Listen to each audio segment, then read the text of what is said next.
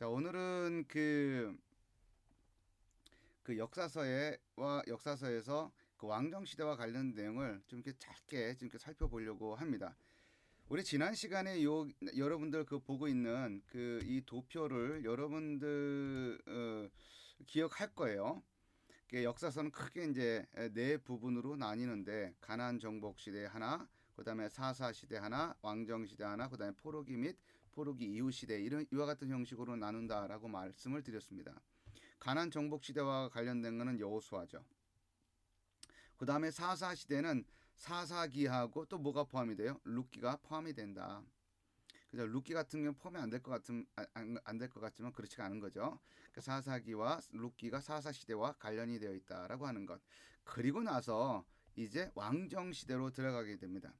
왕정 시대로 들어가게 되면 여기 나와 있는 것처럼 사무엘 상하, 열왕기 상하, 역대기 상하 이렇게 여섯 권이 이제 포함이 되죠. 이제 그냥 상하를 빼고 구분하면 사무엘서, 열왕기서, 역대기서 이렇게 구분이 되는 것이죠. 그렇게 세 권이 이제 포함이 되는데 실질적으로 이제 우리가 이제 공부를 하겠지만 그게 이 역대기서가 이 왕정 시대와 연관되어 있느냐라고 하는 것에서는 조금 달리 생각을 해야 될 부분이 지점이 좀 있다라고 하는 것을 여러분들이 좀 이렇게 염두에 두고서 진행을 했으면 좋겠습니다. 자, 요게 그 사무엘 상서부터 해서 역대하까지 있는 그 내용을 좀 이렇게 간략하게 좀 도표로 좀 그려봤습니다. 그러니까 여러분들이 역사서의 왕정 시대와 관련된 이 사무엘서와하고 역대기서를 좀 이렇게 한번 이렇게 한눈에 싹 이렇게 흡수할 수 있도록 이렇게 좀 이렇게 만들어 봤어요. 이게 뭐 얼마나 도움이 될지는 모르겠습니다만 그래도 그냥 글로만 되어 있었을 때보다는 이게 도표하고 또 그림 같은 것들이 있을 경우에는 좀 더 이렇게 구분하기가 쉽다는 걸 이렇게 경험을 많이 하게 됩니다. 자, 한번 볼까요? 사무엘상은 31장이 되어 있고 사무엘하가 24장, 열왕기상이 22장, 열왕기하가 25장 꽤나 비슷한 분량으로 지금 배정이 되어 있습니다. 그리고 역대상이 29장, 역대하가 36장, 역대하가 꽤나 길게 긴 그 뭐라고 할까요? 그 지면을 이렇게 배정받아서 채워지고 있다라고 하는 겁니다. 자, 여기에 그림을 보게 되면 도표를 보게 되면 이게 좀 파란색으로 여기서부터 시작을 해서 여기까지 파란색으로 좀 이렇게 길게 그어 놨습니다. 자, 이것은 뭐를 의미하는 거냐면 이 사무엘 상하와 열왕기 상하는 이제 포로기 때 기록했을 것이다라고 이야기를 해요. 포로기 시대. 왜 그렇게 얘기를 하냐면 사무엘 상하와 열왕기 상하는 어, 여기서 이제 언급을 하겠습니다만 한 권으로 읽어야 될 그런 그 부분이 있다라고 하는 거죠. 그러니까 하나의 스토리 라인이 구성이 되어 있다라고 보는 겁니다. 그런데 그 하나의 그 스토리로 구성이 되어 있는 이 사무엘 상하와 열왕기사의 기하의 마지막 부분에 무엇에 관한 내용이 담겨져 있어요? 남왕국 멸망에 관한 내용이 담겨져 있죠. 그러면 이 남왕국 멸망에 대한 이야기를 기록해 놓고 있다고 하면 사무엘 상하, 열왕기 상하는 적어도 그걸 쓴 사람은 적어도 남왕국 멸망을 지켜본 사람이었을 것이다라고 보는 것이 자연스러운 것이죠. 그래서 사무엘 상하와 열왕기 상하는 남왕국 멸망을 지켜보고 나서 즉 포로기 시대에 아마 작성했을 가능성이 크다라고 보는 겁니다. 그렇죠? 그리고 왜 포로기 이후 시대는 아니냐라고 이렇게 질문해 볼 수가 있는데 포로기 이후 시대라고 하면 그러니까 포로기 이후에 다시 말해서 바벨론에서 페르시아 즉 바사의 고레스 칙령에 의해서 예루살렘으로 귀환한 이후에 있었던 일들에 관하여 어느 정도 일말에 조금이라도 이렇게 써놓았다고 한다면 열왕기상 사무엘 상하와 열왕기 상하는 포로기 이후 시대에라고 포로기 이후 시대에 작성되었을 가능성이 크겠다라고 말을 할 수가 있겠지만 그러한 내용이 전무하기 때문에 그렇습니다. 우리가 시대를 작성된 시대를 우리가 가늠해 볼 수 있는 지점은 여기 남한국 멸망과 관련된 내용이에요. 남한국 멸망이 기록되어 있는 것을 보니 그 저자는 적어도 남한국 멸망을 지켜보았던 사람으로 우리가 볼 수 있고 지켜보지 않았더라도 들었던 사람으로 볼 수가 있고 그렇다고 한다면 포로기 시대에 이렇게 한정되어 있는 사람들 중에 누군가가 사무엘상과 사무엘상하와 열왕기상하를 기록하지 않았을까라고 보는 겁니다. 그러니까 반면에 여기 이제 이 기둥과 같은 여기 기준을 이 건너편에는 역대상하가 있습니다. 역대상하는 좀 왜 이렇게 길다란 막대를 그어 놓았냐 하면 물론 역대상하에는 여기 나와 있는 것처럼 다윗의 통치라든지 솔로몬의 통치라든지 이와 같은 그 왕들의 이야기가 기록이 되어 있습니다. 물론 여기 남유다의 멸망에 대한 이야기도 기록이 되어 있죠. 그죠? 여기 남유다 솔로몬의 통치 이후에 여기 10장서부터 36장까지의 이야기는 어떤 내용이 나오냐면 남유다의 왕들에 집중해서 남유다 왕들이 어떻게 하나님 앞에 배역했는지에 대한 내용들이 기록이 되어 있습니다. 그리고 이것만 놓고서 본다고 한다면 이 내용 다윗의 통치라든지 솔로몬의 통치라든지 남유다 왕들의 이야기 그리고 남유다의 멸망에 관한 이야기 이 내용 자체만 놓고서 본다고 한다면 이 역대상하도 바벨론 포로기 시대에 작성되지 않았을까라고 우리가 추정을 해볼 수가 있지만 흥미롭게도 여기 역대기 상하에는 어떤 내용이 담겨져 있냐면 바벨론 포로를 끌려갔다가 바벨론이 그 페르시아에 멸망당하고 나서 그 첫 번째 왕이었던 고레스가 칙령을 내리잖아요.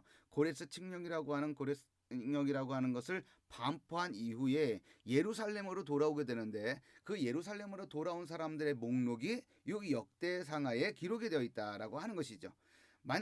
따라서 이 바벨론에서 예루살렘으로 돌아온 귀한 자들의 목록이 역대상하에 기록이 되어 있다고 한다면 역대상하의 기록 연대를 바벨론 포로기보다는 바벨론 포로기 이후 바벨론 포로기가 아니라 바벨론 포로기 이후 다시 말해서 예루살렘으로 귀환한 이후 어느 시대에 작성되었을 것이다 라고 보는 것이 자연스럽습니다.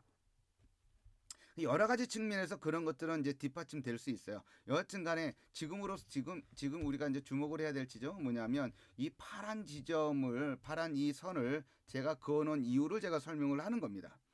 즉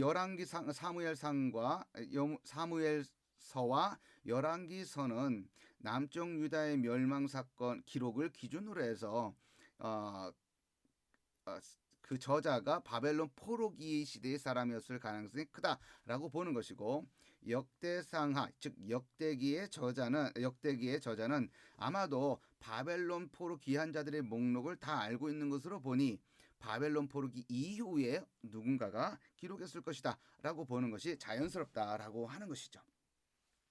이게 저작 시기와도 관련이 있는 것이다라고 보는 겁니다. 자, 그 다음에 우리가 살펴볼 것은 뭐냐면 사무엘상과 사무엘상하와 열왕기상하는 사실은 이제 우리가 가지고 있는 성경은 이렇게 상하 이렇게 나뉘어져 있지만 히브리어 성경은 사무엘서, 열왕기서 이렇게 나뉘어져 있습니다. 그리고 이제 70인역과 같은 경우에는 어떻게 나누어져 있냐면 바실레온 알파, 바실레온 베타, 바실레온 감마, 바실레온 델타 이렇게 네 부분으로 나뉘어져 있습니다. 그런데 흥미롭게도 이 바실레온이라고 하는 이 내용으로 다 통일시켜 놓고 있어요. 그러니까 이거죠. 바실레온 알파, 베타, 감마, 델타 이렇게 알파, 베타, 감마, 델타 이게 이제 바실레온이 이렇게 있는 거예요.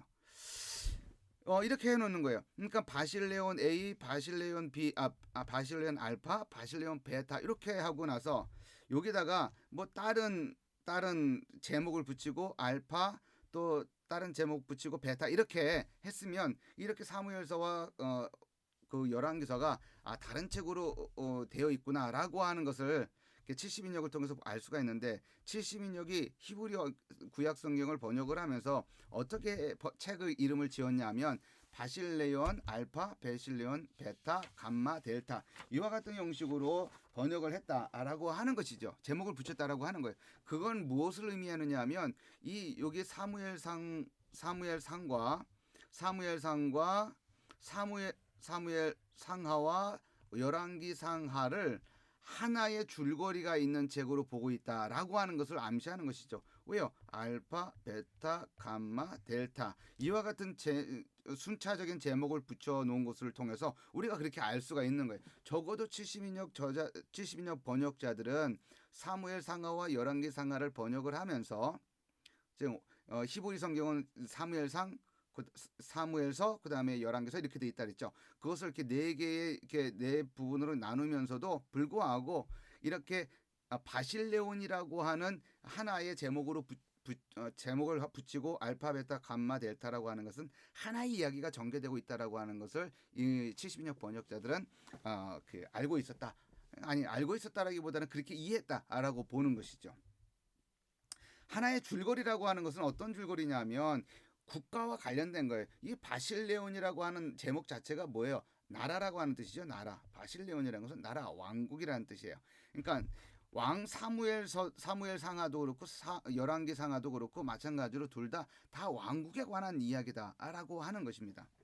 아니나 다를까 여기 한번 볼까요? 이게 왕정국가 제도 등장 이렇게 돼 있어요. 왕정국가 제도 등장.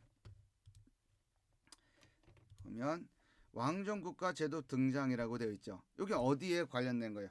사무엘 상하에 좀 거기에 포인트를 초점을 맞춰서 제목을 붙인 다음에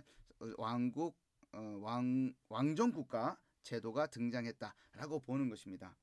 반면에 여기 열왕기 상하 즉 열왕기서에는 왕정국가의 멸망에 관해서 이야기하고 있다라고 이야기를 할 수가 있습니다. 뭐 물론 여기 남쪽 유다가 멸망이 열왕기하 25장에 기록이 되어 있고 열왕기하 17장에는 북왕국 멸망에 관한 이야기가 기록이 되어 있습니다. 그죠? 이제 이런 것 물론 이제 이것이 있기 때문에 그러면은 열왕기서에는 그 북왕국의 멸망, 남왕국의 멸망 이와 같은 이야기만 기록이 되어 있느냐? 그렇지는 않죠. 여기 보면 솔로몬의 통치와 분열 왕국 즉 왕정국가 여하튼간에 왕정국가가 유지되는 이야기는 계속 전개가 됩니다. 그러나 핵심 포인트를 우리가 어디로 잡아야 될까라고 했었을 때 왕정국가의 멸망 이야기를 하고 있다라고 보는 겁니다. 그래서 이 왕정국가 제도와 관련해서는 이 사무엘상 8장에 가게 되면 여기서 이제 이스라엘 백성들이 왕정을 요구하는 이야기가 기록이 되어 있습니다. 왕정 이야기. 우리에게 왕을 달라라고 하는 이야기. 그래 사무엘이 이걸 괘씸하게 생각하는 이야기. 하나님은 그거 허락하는 이야기. 그래서 결국 마지못해서 결국은 왕을 세우게 되는데 사울이라고 하는 걸출한 인물을 잘생긴 인물을 뽑아서 왕으로 세우게 되는 이야기가 기록이 되어 있습니다. 물론 지난 시간 그다음 지지난 시간 제가 몇 번에 걸쳐서 이야기한 것 중에 하나가 뭐냐면 신명기 17장 이야기죠. 신명기 17장 이야기. 신명기 17장 이야기는 어떤 이야기예요? 14절서부터 20 몇 절까지죠? 20절 20절 좀 더 될 것 같은데 신명기 17 한번 구절을 한번 볼까요? 맞아요. 20절 맞네요.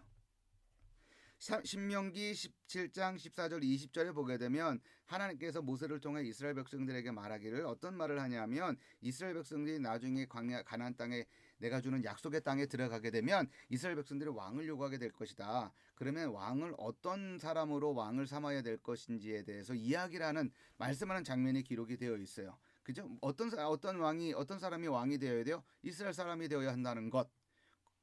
그죠? 이스라엘 사람이어야 된다라고 하는 거. 그다음에 어, 하나님이 지명하는 사람을 왕으로 세워야 한다라고 하는 것.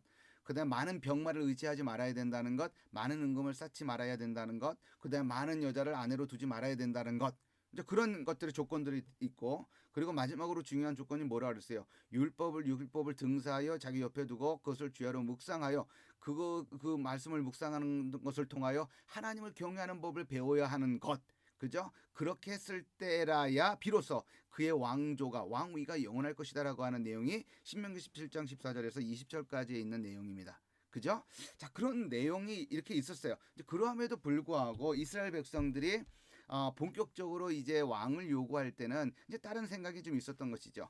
눈에 보이지 아니하는 하나님보다는 눈에 보이는 인간 왕에 대한 집착과 그것에 대한 어떤 그 충성 이런 것들 이 굉장히 많이 가미되어 있었기 때문에 그 내용이 그같이 부정적으로 흘러가는 지점들이 좀 있었던 것도 사실입니다.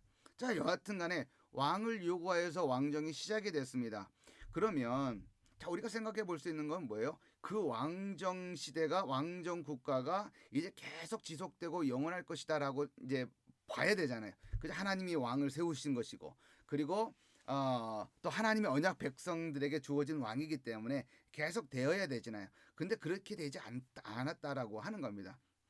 그렇게 되지 않았다라고 하는 거예요. 어떻게 됐다는 거예요? 실패하고 말았다는 얘기로 끝나버립니다. 그죠? 북왕국 왕조 여하튼간에 왕조예요. 북왕국과 남왕국으로 나눠졌지만 여하튼간에 이스라엘 가나안 땅에 있었던 왕조입니다. 근데 그 왕조가 결국은 뭐예요? 멸망하고 북왕국이 멸망하고 남왕국이 멸망하는 이야기로 끝나버려요. 이것을 통해서 들여다봐야 할 지점이 많은 겁니다. 여기 사무엘하 7장의 다윗 언약을 제가 써놨습니다. 구약 성경에서 중요한 본문을 잡아라라고 한다면 그 중에 하나가 바로 이 사무엘하 7장이죠. 다윗 언약이라고 그럽니다. 하나님께서 다윗이 하나님에게 내가 하나님을 위해서 성전을 지어야겠다라고 마음을 먹고 나단 선지자가 얘기하자 나단 선지자가 하나님에게 얘기하고 하나님이 다시 나단 선지자에게 내가 너에게 언제 나를 위해서 집을 지으라고 했느냐? 그러면서 오히려 내가 너를 위해 다윗을 위해서 내가 집을 지어줄 것이다라고 이야기를 합니다. 근데 그때 말하는 집이라고 하는 것은 그냥 건축물의 집이 아니라 왕조를 말하는 거예요. 그러면서 율법을 지켜 행하면 왕조가 영원할 것이다라고 하는 이야기를 하게 되는 거예요. 그런데 그와 같은 다윗 언약의 이야기가 지속되지 못하고 결국은 어디에서 끝나는 거예요? 여기 남한국의 멸망에서 북한국 멸망, 남한국 멸망 그때 이 언약이라고 하는 이 내용이 그 약속의 내용, 다시 말해서 왕조가 영원할 것이다라고 하는 내용이 여기서 끝나버리는 거예요. 나라가 없어졌잖아요. 남한국이 멸망했고 북이스라엘은 주전 722년 아수르에 의해서 이미 멸망했고 그다음에 남한국 멸망은 586년 그죠? 이미 이제 멸망을 했어요. 이제 나라라고 하는 건 없는 거예요. 이스라엘에게 왕조라고 하는 것은 더 이상 없는 거예요. 그죠? 그 이야기를 하려고 하는 거예요. 뭐가? 사무엘서와 열왕기서가 그와 같은 이야기를 하려고 하는 것이다라고 하는 거예요.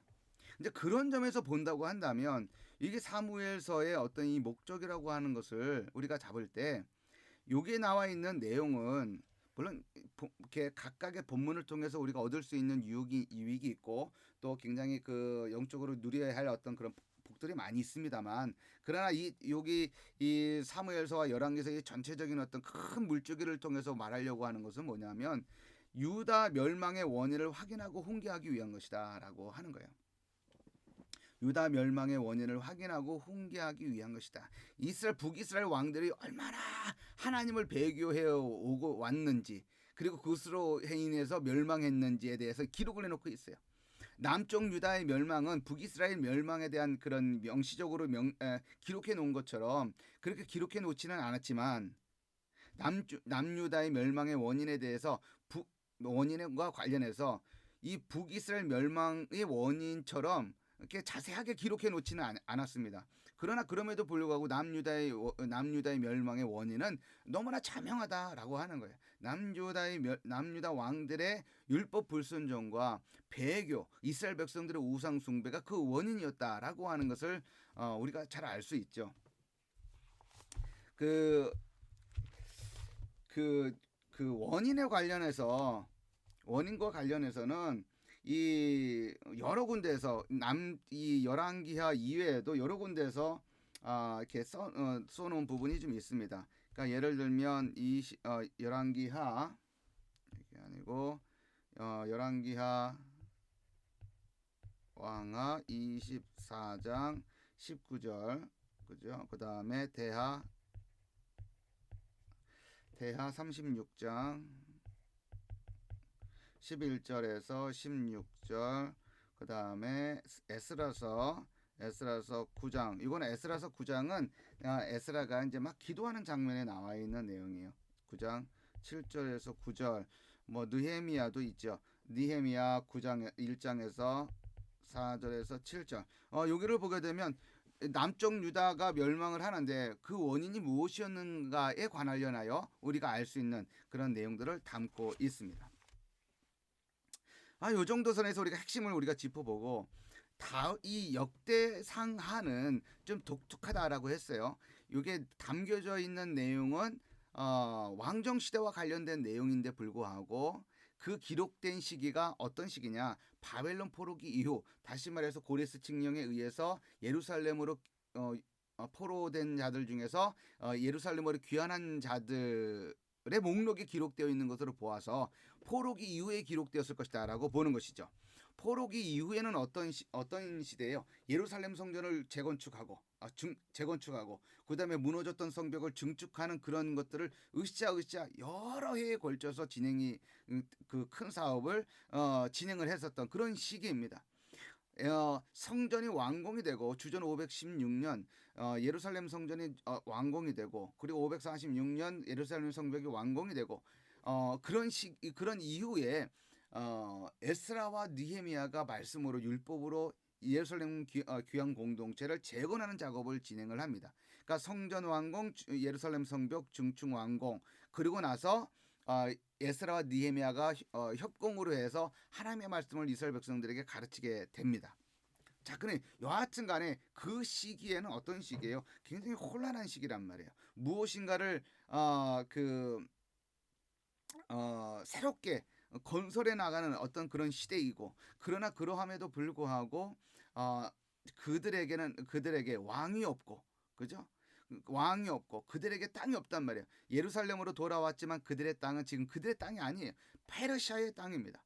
그들에게 왕이 있지만 그들의 왕은 다윗의 어떤 자녀들 중에 있는 왕이 아니라 누가 그들의 왕이에요? 페르시아 왕 고레스 왕이 그들의 왕이란 말이죠. 그래서 이 시기에 작성된 이 역대기 상하는 어떤 것을 주 목적으로 삼았냐면 격려하기 위한 그들을 격려하기 위한 내용으로 적었다라고 하는 것이죠. 어떤 내용? 다시 말해서 다윗과 솔로몬이 얼마나 하나님의 집, 즉 성전에 집중하고 몰두했는지를 보여주는 그것을 통해서 예루살렘 귀환 공동체가 성전과 이러한 것들에 관하여 어떻게 집중해야 되는지 이를 보여주는 방향으로 나아갔다라고 하는 거예요. 자, 보세요. 여기 역대상하가 이렇게 있는데 1장과 9장에 보게 되면 아담과 사울 족보가 쭉 나옵니다. 족보로만 다 채워져 있어요. 그리고 9장에 가게 되면 포로 귀한 자들의 내용도 담겨져 있습니다. 흥미롭죠. 그리고 이 역대하 10장서부터 여기까지는 남쪽 유다의 왕들에만 초점이 맞춰져서, 물론 그 중간중간에 북이스라엘 왕도 이렇게 한두 명씩 등장하긴 하지만, 여기에 있었던, 여기 분열 왕국이 되고 여기 왕들이 멸망할 때까지의 이 이야기에는 북이스라엘 왕과 남쪽 유다가 계속 교차적으로 등장을 하면서 기록이 되어 있습니다. 그러나 여기 역대하 10장서부터 36장까지는 주로 남쪽 유다의 왕들에 관해서 집중해서 그 기록을 해놓고 있다라고 하는 것이죠. 그리고 나서 여기도 다 이유가 있는 거예요. 이렇게 남쪽 유다의 멸망에 남쪽 유다 왕들에게만 집중을 한 그 이유도 있습니다. 자, 그럼 우리가 다 지금 이 시간에 할 수가 없어요. 그냥 여기 가운데만 집중을 해 보면 누가 나와요? 다윗이 나와 있고 솔로몬이 등장을 합니다. 흥미롭게도 이 다윗의 통치와 관련된 이야기, 솔로몬의 통치와 관련된 이야기가 주로 무엇과 관련된 이야기냐면 성전과 관련된 이야기예요. 성전과 관련된 이야기. 다시 말해서 성전 준비와 관련된 이야기. 다윗의 통치는 주로 성전 준비, 그러니까 성전 건축 준비와 관련된 이야기고, 이 솔로몬의 통치 이야기는 주로 무엇에 관련된 이야기냐면 성전 건축 이야기,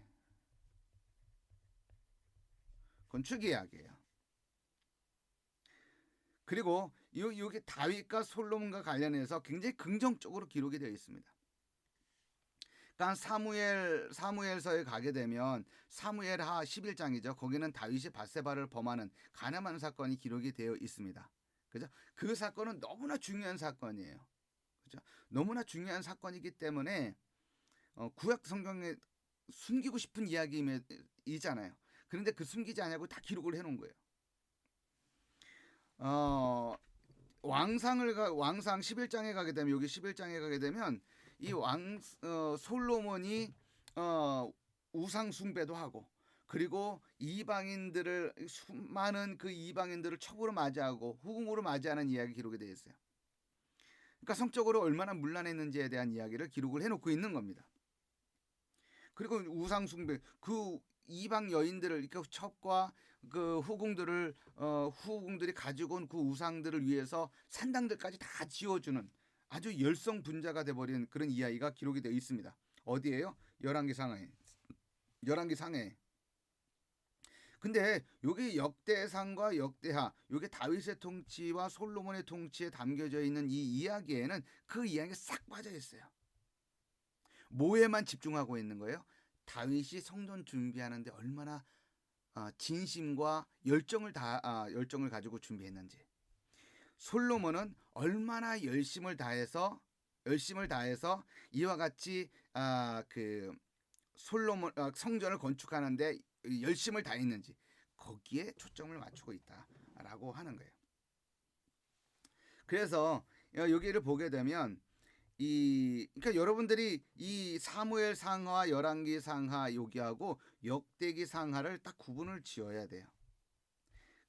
비슷한 내용이 담겨져 있지만 서로 다른 관점을 가지고 있는 거예요. 역대상은 예루살렘 귀향 공동체를 위해서 성전이 얼마나 중요했는지를 보여주면서 그 귀한 공동체를 으쌰으쌰 격려하기 위한 그런 목적, 약간 제사장적인 관점에서 기록이 되어 있다고 한다면, 여기 사무엘서와 여기 열왕기서, 여기 사무엘상하와 열왕기서는 조금 선지자적인 관점, 일종의 좀 책망이 지배적이고, 그 다음에 심판의 어떤 그런 그 내용들이 담겨져 있는 그 심판의 논조가 더 많이 지배적인 그런 내용으로 전개가 되고 있다라고 하는 측면에서 여러분들이 좀 이렇게 구분해서 생각을 하면, 좀 이해를 하면, 그리고 이제 머릿속에 좀 그림을 집어넣으면 그 안에 들어가 있는 각계 전투하면서 우리가 본문을 다뤄야 할 그런 내용들을 우리가 좀 더 수월하게 우리가 받아들일 수가 있다라고 하는 겁니다. 그러니까 우리가 공부를 해나갈 때 이게 그 큰 그림을 공부하지 아니하고, 이게 뭐 몇 장에 있는 내용 한번 하고, 그 다음에 사무엘 하에 있는 그 한 부분 또 공부하고, 이렇게 하면서 우리가 공부를 하게 되면 나중에 가면 전체적인 그림이 남질 않습니다. 그래서 여러분들이 이런 큰 그림을 가지고 그 위에다가 이제 살을 붙여 나가는 작업을 하게 되면 되는 거예요. 그래서 이렇게 그 구약 개론이 그래서 구약 개론이 있는 거예요. 그리고 나중에 오경 개론, 역사서 개론 다시 할 때 그 요 내용을 밑바탕 위에서 쫙 좀 더 자세한 내용으로 들어가게 되면 훨씬 더 내실 있는 공부가 될 것이다라고 생각을 합니다.